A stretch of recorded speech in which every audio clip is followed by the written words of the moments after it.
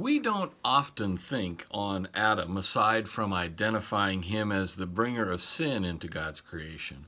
I know I've not often given him too much thought other than to also recall that God gave him the job of naming all of God's creatures that he created.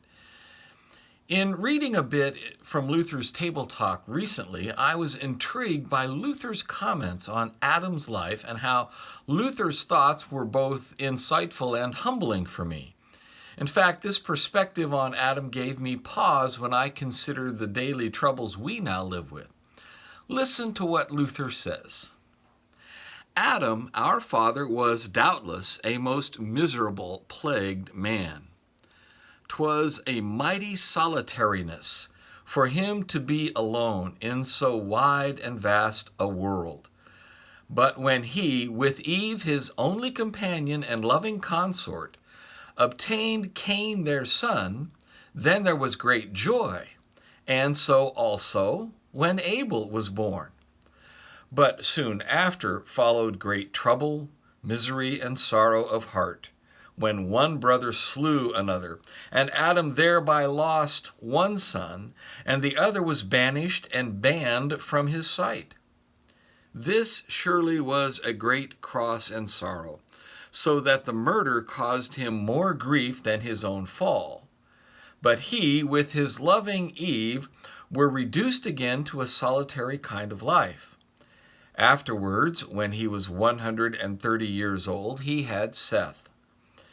Miserable and lamentable was his fall, for during 900 years he saw God's anger in the death of every human creature. No human creature can conceive his perplexities.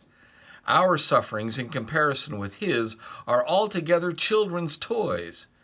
But he was afterwards comforted and refreshed again with the promise through faith of the woman's seed. So says Luther. We too are comforted in our trials and troubles through faith in God's promise delivered through the seed of Eve by way of the Blessed Mary, the mother of our Lord. In Jesus, the Father's promise of restoration is completed, and we are given faith to trust in that work of God. Nothing we have to deal with, nor that Adam had to deal with, can separate us from the promise of God that he has made plain in the cross of Christ. So as we work through these COVID days and other troubles, let's be reminded of Adam and how even in the midst of his great suffering and loss, he was able to rely on God's promise of redemption and restoration. God's blessings and peace be with you today. See you in worship tomorrow. Goodbye.